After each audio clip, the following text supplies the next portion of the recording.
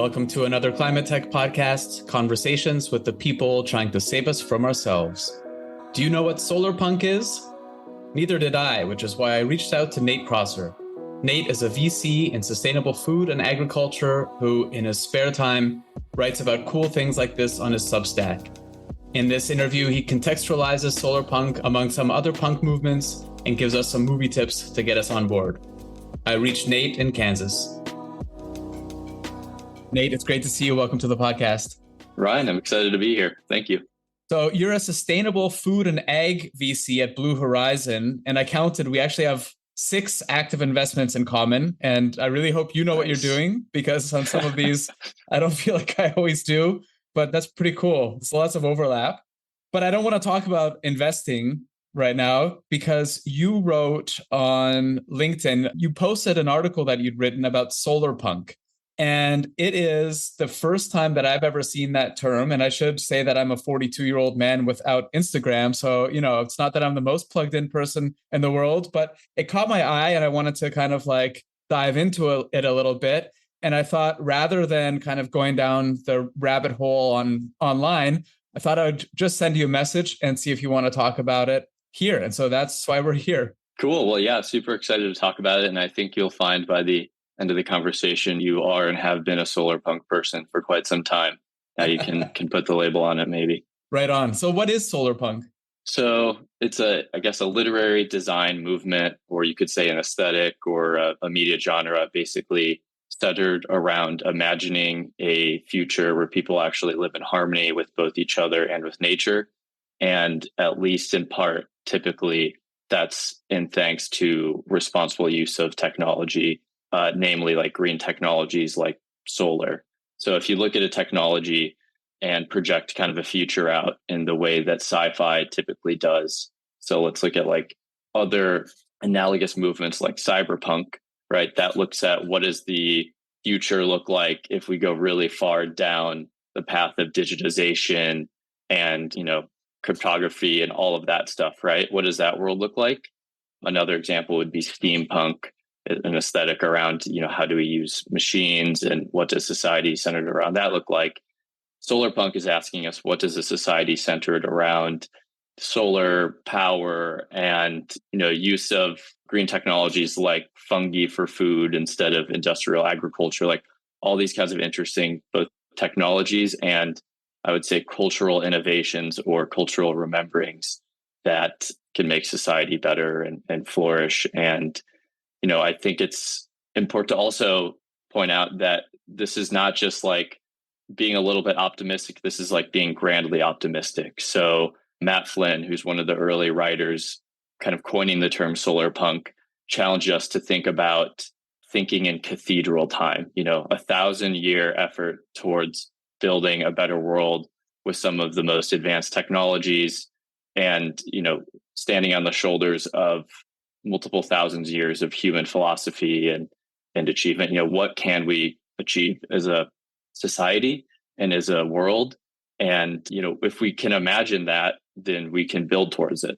But if you look at the media landscape, almost all of the sci-fi and anything that looks at the world more than, 20, 50 years in the future, it's almost always negative. It's the Matrix, it's Blade Runner, it's these worlds that you wouldn't want to live in, you wouldn't want your grandkids to live in, right? So it's, I think, important for us to start writing more media that projects a world that we do want our grandkids to live in. And that's what Solarpunk is. And so if you place it kind of in the timeline or the spectrum with these other, I'll call them like dash punk movements. So you mentioned them already, steampunk, which I think we started to get to know through like Japanese anime and cyberpunk. So does it live kind of in opposition to these things, or is it an offshoot of some of them? Is it newer? Is this a newer concept than those ones? So I think all of these punk movements are in essence countercultural. So they're not necessarily in reaction to each other, but they're in reaction to the mainstream culture. So solarpunk is maybe a reaction to a lot of these sci-fi genres or just climate doomism or potentially corporate greenwashing about whether we can continue to consume in the same economic patterns and with the same technologies that we have now. right? Solarpunk is kind of a reaction to all of that. I think it's a much more desirable future than what is described in like cyberpunk, which is maybe the most popular punk ideology. I think most people, when you ask them, would rather live in a verdant world than a digital one, right? They don't necessarily want to plug into a video game, even if it is very immersive, but they would be very happy to plug into an off-grid farm community, right? So maybe a bit of a reaction to cyberpunk as well. And I don't know, this whole movement is probably 10 to 15 years old. We're the first blogs that were explicitly calling out solarpunk that I can find. But, if you look back to Art Nouveau, some of the design elements have been around for decades, if not longer. So, like any literary design movement, there's threads. You could look back probably all the way to Plato and find some of this stuff, right? I'm interested kind of in the psychology of this as well, because as you say, this has kind of a more verdant, it has a more optimistic future than kind of the cyberpunk, and the Matrix and all of that kind of thing. I wonder, what are your thoughts about how that drives our actions today? So are we going to be kind of, scared straight by the Matrix to consume less and work towards a greener future? Or do we work more when we have this kind of picture of hope and and opportunity in the future, and does that drive us more so? Yeah, that is a great psychological question, and I think it depends on the individual, right? Are you the person when you're playing sports that wants to be encouraged by your coach or yelled at by your coach, right? What's going to make you perform better? And everyone's different and everyone needs both. I would say we've been very heavy on the spectrum of cautionary tales, and those are serve a really important purpose, right? So if you look back to seminal works like Orwell's 1984 or Animal Farm or Huxley's Brave New World, like that really cautions us to avoid fascism and like overuse of drugs and these things, right, in society. And that is really important. But then it's like, well, what's the alternative? It's you need thinkers and designers who can help us think about what's the alternative to 1984 other than just more of the same. So I think you definitely need both. Interesting. Yeah, because if we only see what we don't want, then we don't have a picture of what we do want kind of in the future. So this gives us at least some kind of maybe blueprint that we can work towards. And some of the stuff's already kind of panning out, right? You wrote, for example, that cultivated meat first showed up in a sci-fi novel in 1897, which is super cool and maybe also not surprising. And cultivated meat is slowly making its way to the market globally. I've even had two cultivated meat founders on this podcast already, which, this is episode like 20 from Magic Valley and BioCraft Pet Nutrition. Are there any other kind of trends that you've seen from literature start to pop up, or where you're like, aha, this is starting to happen now? Yeah, certainly it happens all of the time. Life certainly imitates art. I think it was Atwood who said that, right? And if you look at what was it, one of the first few movies, I think probably a silent film, was The Man on the Moon, right? About somebody going to the moon. And what was it, probably 100 years later, we actually have people landing on the moon. You have to think that that plants a seed in someone's mind, or in the, as what Le Guin would call the social organism, like that idea gets planted and carried into the social organism.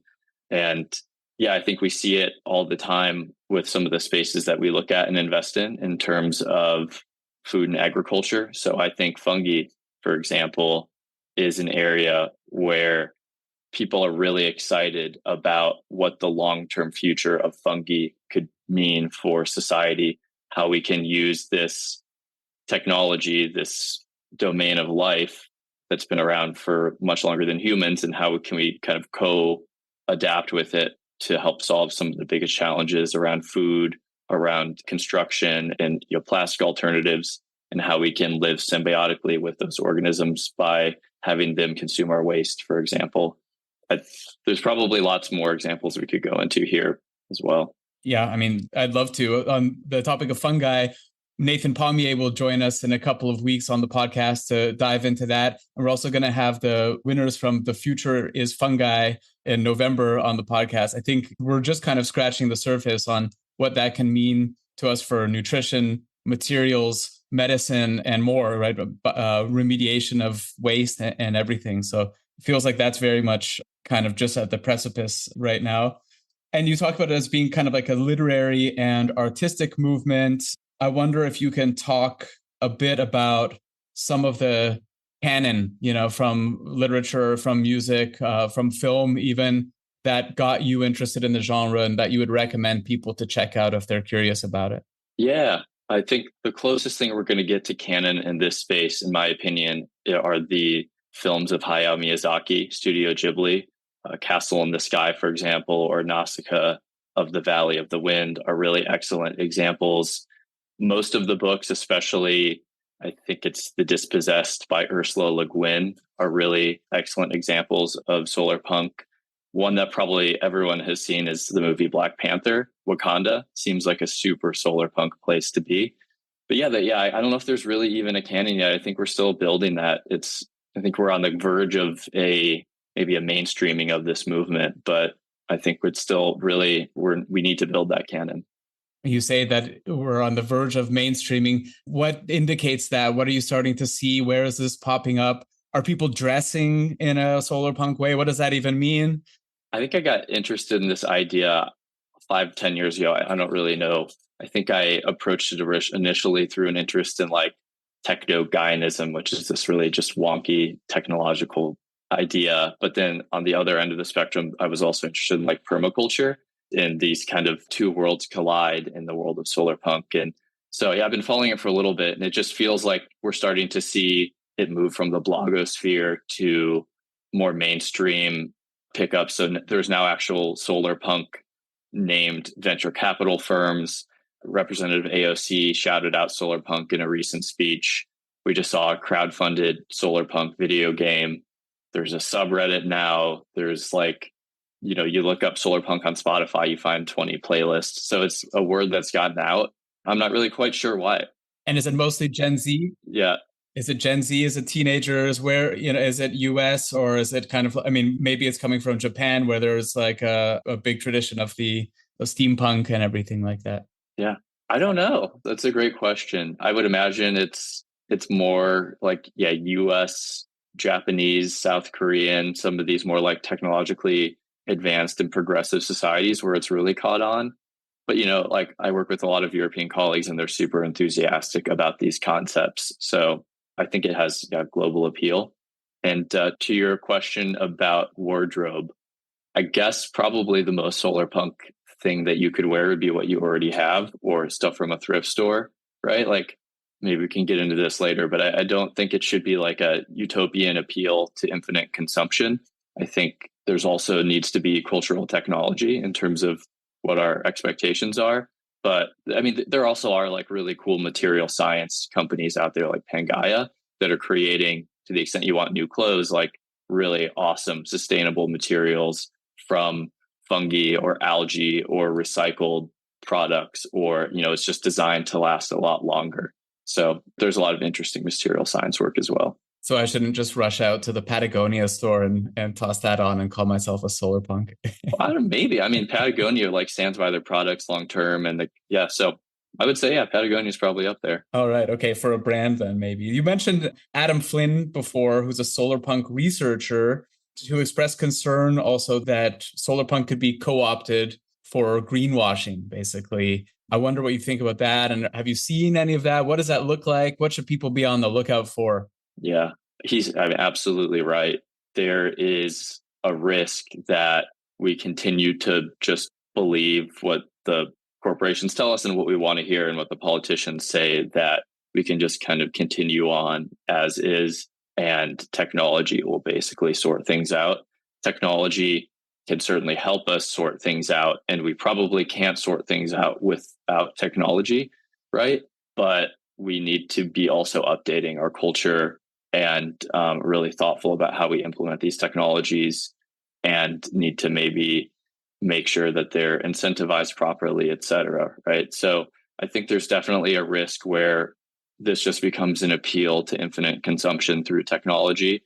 And, like I said earlier, this is not an appeal to utopia where everything is easy and nothing hurts. Like I would imagine in a solar punk world, people are having a relationship to the land and, live in communities where there's people help each other out and aren't just playing video games all day or doing exactly what they want at all times. It's hard to imagine that being, at least in my Solarpunk vision, that's not a society that we should work towards. That's the society of like Wall-E, where people just sit on their floating chairs and like make the robots do everything. And I don't really know what they do. People do. And in terms of things to look out for, so Chobani has actually made a really beautiful advertisement that they put on YouTube. Just look up like Solarpunk Chobani and you'll see it depicts basically a group of family or friends sitting around a table sharing a meal together with solar panels in the background and like floating blimps, and like they're basically on a farm and you can see all this technology integrated into the farm, and there's like happy cows in the background and whatever. And like that's a really beautiful image that they conveyed, but like they're also doing it to sell industrial yogurt. So, or like industrial dairy products, which have a lot of harm associated with those products. So there's like, you appreciate that they did that, but also be skeptical. That's not really the world that most industrial dairy is ushering in. So I think we should always remain vigilant, especially here. It's almost a bit of a catch-22 trying to spread movements like this. I mean, movements generally are being spread on platforms like X and Instagram. And yet these are platforms that live on promoting products basically, and, live from consumerism. And so the algorithm basically exists to push products on that. And so it could be like a bit of a cannibalistic way to push this movement. Well, I think any literary movement, design movement should be grassroots. It should come from artists and writers and designers and everyday people, and definitely not be pushed down by large corporations or, Hollywood establishment or whatever, right? I think it's going to well up just like any of these other punk movements have. True, but I'm wondering even, as artists and writers and activists, like pushing that message through these platforms that find ways to monetize it. It's like, it's we're a long way from zines and even blogs, right? Where blogs were independent and everything kind of lives on these platforms. So it almost feels like there's some work we need to do to just decouple these types of things also, so that we can get pure messages out there that aren't then, it's almost like the algorithm is going to greenwash things for them, for us. Yeah. I mean, I think that's a really great point that you make. There is one example I can think of is there's some movement towards analog publishing again, which if you think about it, it's like, okay, well, we're cutting down trees to create paper, or maybe it's recycled paper. Maybe that's not a good thing. But to the extent that this kind of media can inspire people to really engage with the media and slow down and get off some of these platforms that encourage consumption and are always pelting you with ads, like maybe that's a trade-off that we want to take in that one example.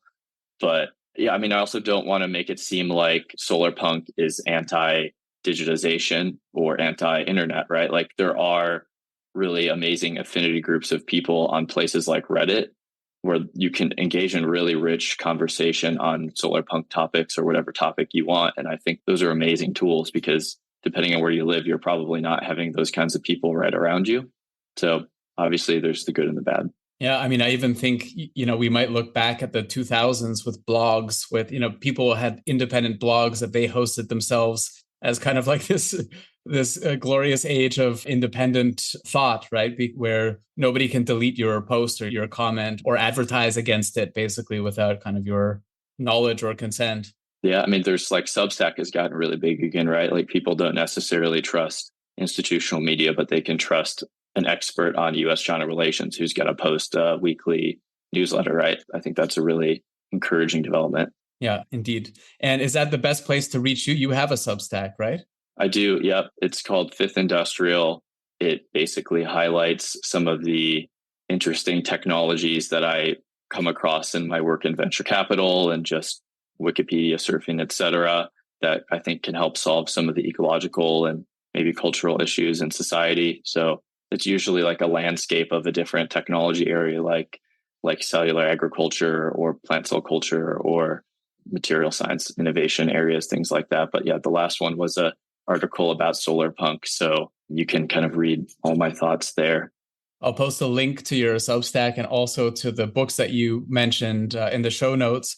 And I wonder, just as a last question, some of the movies you've already mentioned, The Matrix, Terminator, Blade Runner, Dune, which are kind of, not maybe the solar punk future, but the kind of cyberpunk or kind of these more dystopian futures. Can you recommend a movie or something? You mentioned a couple earlier, but what are your go-tos for Solarpunk? Yeah, I would say in terms of a film, Studio Ghibli is unbeatable. I love those films. Pretty much any of them are going to have some of these themes, but like I said, Nausicaa, Castle in the Sky are really excellent. I would also say I'm reading Always Coming Home by Ursula Le Guin right now for the first time, which basically depicts a post-apocalyptic neo-indigenous Napa Valley, which is somewhere that I used to live. So it's really interesting to hear the take of this absolute master who she lived in Berkeley and probably spent a lot of time up in the valley,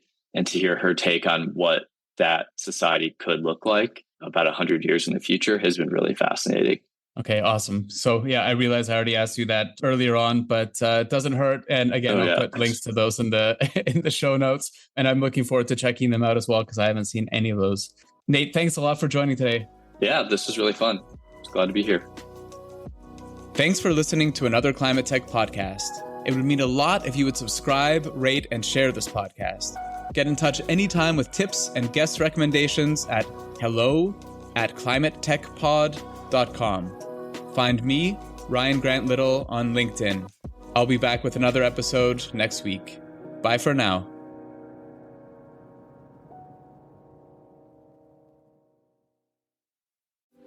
This episode is supported by Grizzle, B2B content to create and capture demand. I first met Grizzle's founder, Tom Watley, 5 years ago at a conference in Dublin. I was so impressed that I signed a deal with him to do all my software company's content that same evening at the pub. Remember that, Tom? Kinda. And they're still doing it 2 years after we sold the company because the new owners love Grizzle as much as I do. If you sell B2